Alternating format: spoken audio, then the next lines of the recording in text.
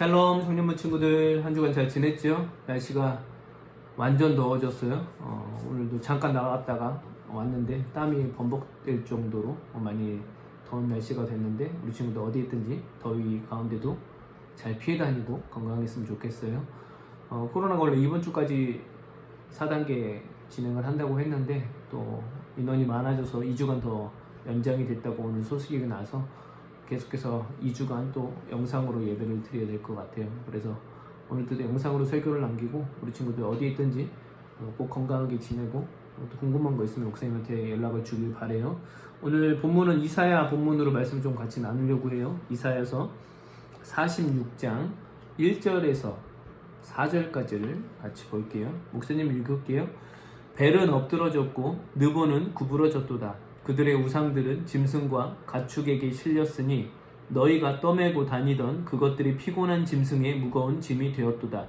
그들은 구부러졌고 그들은 일제히 엎드러졌으므로 그 짐을 구하여 내지 못하고 자기들도 잡혀갔느니라. 야곱의 집이여 이스라엘 집에 남은 모든 자여 내게 들을지어다. 배에서 태어남으로부터 내게 안겼고 태에서 남으로부터 내게 업힌 너희여, 너희가 노년에 이르기까지 내가 그리하겠고 백발이 되기까지 내가 너희를 품을 것이라. 내가 지었은즉 내가 업을 것이요 내가 품고 구하여 내리라. 아멘. 오늘 기도는 정명훈 청년이 기도합니다. 함께 기도하겠습니다.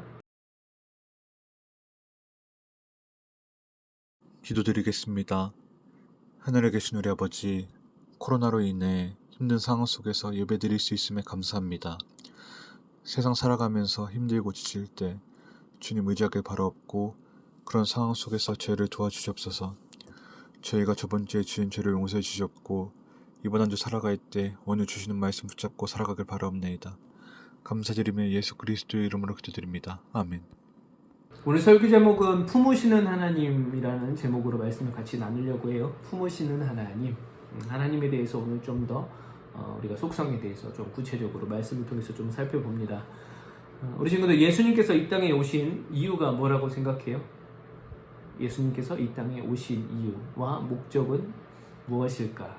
한번 생각해 본 적이 있어요? 물론 우리를 구원하시기 위해서, 우리를 대신해서 죄값을 치르기 위해서 십자가에 달려 죽으신 목적도 분명히 있지만, 성경이 말씀하고 있는 예수님께서 이 땅에 오시는 이유가 무엇일까에 대해서 이사야 선지자가 이야기를 하고 있는데요. 우리가 말씀을 한번 같이 보겠습니다. 이사야서 61장 1절인데요. 제가 읽을게요. 주 여호와의 영이 내게 내리셨으니 이는 여호와께서 내게 기름을 부으사 가난한 자에게 아름다운 소식을 전하게 하려 하심이라. 나를 보내사 마음이 상한 자를 고치며 포로된 자에게 자유를, 갇힌 자에게 노임을 선포하며. 아멘.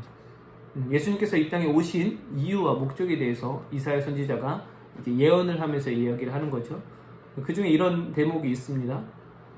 포로된 자에게 자유를, 갇힌 자에게 노임을 선포한다. 예수님께서 이 땅에 오신 이유가, 목적이 무언가 묶여있고 포로된 자를 자유케 하시기 위해서 이 땅에 분명히 오셨다고 말씀을 주시죠. 바꿔 말하면, 그럼 이 땅에 살고 있는 누구나, 예수님을 믿건 믿지 않건 누구나 우리는 이 땅에 살면서 무언가의 포로가 되는 존재라는 거죠. 그런 눌리고 포로된 자들을 자유케 하시기 위해서 예수님께서 이 땅에 오셨다. 그래서 오늘 본문 이사야에서 우리가 읽은 이 본문이 오늘 그런 메시지를 주고 있는데, 말씀을 좀 살펴볼게요. 이사야는 이스라엘들이 이제 왕정 시대에 활동했던 선지자고, 이스라엘이 하나님 말씀을 잘 듣질 않아요. 그래서 이스라엘이 지난주의 설교처럼 솔로몬 이후로 나라가 나눠지게 됐고, 북쪽은 이스라엘, 남쪽은 유다로 이렇게 나눠서 진행이 됐고, 이 북쪽 이스라엘은 나중에 아수르라는 나라에 의해서 멸망이 됩니다. 그리고 이쪽 남쪽 유다는 나중에 바벨론 나라에 의해서 멸망을 해요. 근데 이사야가 이제 앞으로 유다 나라 사람들한테 너희가 지금 이런 상황으로 하나님께 범죄를 하고 죄악으로 살아가면 바벨론에 의해서 포로가 된다는 그런 메시지, 예언의 메시지가 이사야서고, 하지만 그 포로만 되는 것이 아니고 결국에 하나님께서 그 포로된 백성들을 구출해 주시겠지만 너희들은 반드시 포로로 살 수밖에 없다는 것에 대해서 메시지를 알려주는 대목이 이사야 선지자 전반적인 내용입니다. 그 중에 오늘 본문을 보니까 그들이 포로였지만 이제 하나님께서 그들을 구출해 주시고 인도해 주신다는 내용이 오늘 본문인데, 오늘 본문을 다시 보면은 그들이 그럼 어떤 포로의 삶을 살았는가? 오늘 본문 1절을 다시 보면 이사야 46장 1절에 벨은 엎드러졌고 느보는 구부러졌도다. 그들의 우상들은 짐승과 가축에게 실렸으니 너희가 떠매고 다니던 그것들이 피곤한 짐승의 무거운 짐이 되었도다. 아멘. 이렇게 나와요. 두 가지 단어가 나오는데 신의 단어예요. 벨과 느보가 나옵니다. 벨은 어떤 신이었냐면 그 바벨론의 아주 제일 높은 신이었어요. 그러니까 마르둑이라는 신의 다른 명칭이 벨인데, 이 마르둑이라는 신은 태양의 아들이라는 뜻을 가지고 있었고, 또 신들의 왕, 또 우주를 창조했다. 이 마르둑이 또 신들의 거처를 지어주고 또 병을 치료하고, 이런 면에서 이 마르둑에 대한 여러 가지 칭호가 있는데 한 50여 개 정도의 이름이 나오고요. 그 다음에 느보라는 이름은 그 마르둑의 아들이에요. 아들이고 학문과 저술의 신, 그러니까 어떤 과학의 신, 지식의 신, 이런 신을 뜻합니다. 그러니까 그 당시 바벨론의 최고의 신에 의해서 포로가 된 이스라엘 백성들이, 그 당시 개념은 하나님보다 이 바벨론의 신들이 훨씬 세기 때문에 우리 이스라엘이라는 나라가 바벨론에 의해서 포로가 되었다는 그런 개념을 갖고 있었던 거죠. 하나님을 섬겼던 백성들이 결국에는 바벨론의 포로로 되었을 때 바벨론의 신이 더 뛰어나다는 생각으로 사로잡히게 되는 그런 모습을 살아가게 될 수밖에 없는 그런 이야기를 이사야가 이야기를 하지만, 하나님께서는 그런 벨과 느보보다 더 뛰어난 분이심을 오늘 말씀을 통해서 알려주고 계십니다. 이 말씀은 어떤 말씀이냐면, 우리가 살아갈 때 우리도 무언가의 포로가 될 수밖에 없는 존재, 우리가 삶을 살아가면서 내가 예수님을 믿고 하나님을 믿지만 무언가 잘 되지 않고 세상적인 기준들이 더 잘 돼 보일 때 우리는 결국엔 그것에 포로가 될 수밖에 없는 우리의 인생을 보게 되죠. 그래서 그것이 물질이 될 수도 있고, 어떤 취업의 포로가 될 수도 있고, 어떤 미래적인 이제 4차 산업혁명인데 무엇을 해야 될지 이런 고민과 이런 생각에 사로잡히는 포로가 될 수도 있고, 이 밖에도 수많은 걱정들에 의해서 우리가 포로되는 삶을 살 수밖에 없는 인생이라는 것을 말씀은 알려주고 계시는 거죠.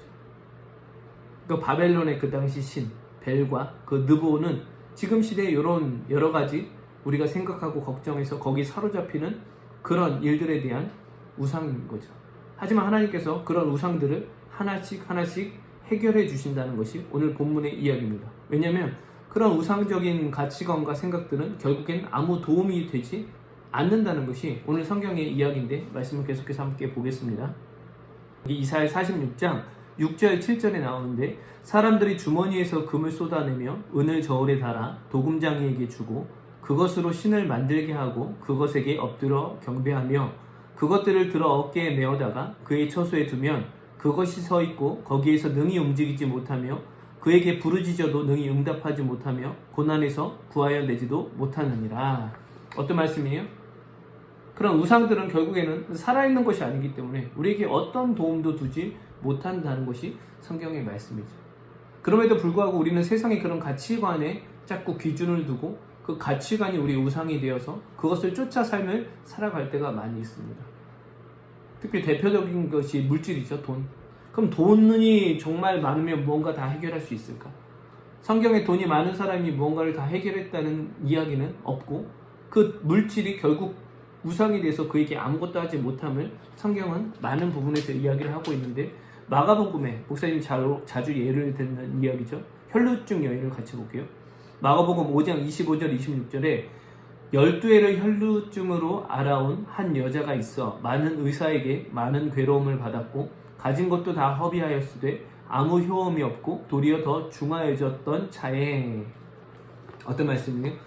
그러니까 12회를 혈루증을 앓았다. 몸에서 피가 계속 나오는 병이에요. 12년 동안 이 병이 걸려 있었고, 이것을 치료하기 위해서 자기가 가진 돈을 가지고 수많은 병원들, 최고의 병원들, 그 당시 최고로 잘하는 그런 병원들을 다 찾아다녔지만 아무도 고치지 못했다라는 게 오늘 성경의 이야기죠. 돈이 많았지만 그 돈을 다 사용함에도 불구하고 자기의 몸은 회복이 되지 않았다. 하지만 이 여인이 예수님을 만나고 예수님의 그 옷자락을 만졌을 때 그 여인의 모든 병이 나았다라는 게 성경의 말씀이죠. 다시 말하면 이 물질도 우리를 어떻게 해결할 수 없다는 것이 성경의 이야기죠. 근데 우리는 이런 물질 같은 수많은 세상적인 방법과 세상이 보기에는 다 될 것 같은 어떤 기준과 그런 가치관에 우리가 포로의 삶을 살아갈 때가 너무나 많이 있다는 거죠. 하지만 그런 삶에도 불구하고 하나님은 우리를 포기하지 않고 우리를 이렇게 인도하신다는 메시지가, 그런 위로의 말씀이 오늘 본문의 말씀이에요. 오늘 본문을 보면은 3절 4절에 그런 말씀이 있습니다. 야곱의 집이여 이스라엘 집에 남은 모든 자여 내게 들을지어다. 배에서 태어남으로부터 내게 안겼고 태에서 남으로부터 내게 업힌 너희여, 너희가 노년에 이르기까지 내가 그리하겠고 백발이 되기까지 내가 너희를 품을 것이라. 내가 지었은즉 내가 업을 것이요 내가 품고 구하여 내리라. 아멘. 어떤 위로의 말씀이에요? 하나님께서 우리를 아시고 우리를 품으시고 우리를 구하여 낸다는 위로의 메시지죠. 우리를 창조하셨기 때문에 우리를 너무나 잘 아시는 그분이 우리를 끝까지 포기하지 않고 붙잡고 우리를 품고 인도해 주시겠다는 그런 하나님의 위로의 말씀이죠. 우리 친구들 또 한 주간 삶을 살아갈 텐데 우리가 하는 모든 일에 하나님께서 우리와 함께 하신다는 그 믿음을 갖고 살아갔으면 좋겠어요. 오늘 말씀처럼 하나님이 우리를 늘 품고 계신다. 부모가 자녀를 품고 지켜주듯이 하나님께서 우리를 품고 늘 인도하신다는 그 귀한 메시지의 말씀을 신뢰하고 또 한 주간도 귀하게 승리하며 살아가길 예수님의 이름으로 축복합니다. 그러기 위해서 우리가 이렇게 말씀에 대해서 확신을 가지고 그런 믿음을 가지고 삶을 살아가야 돼요. 하나님께서 우리를 품으신다. 이 품으시는 하나님을 늘 기억하면서 우리가 세상의 가치에 포로가 되지 않고 늘 힘있게 승리하고 살아가는 우리 친구들이 되길 예수님 이름으로 축복합니다. 또 한 주간 승리하고 다음 주에 또 영상 남길게요. 안녕.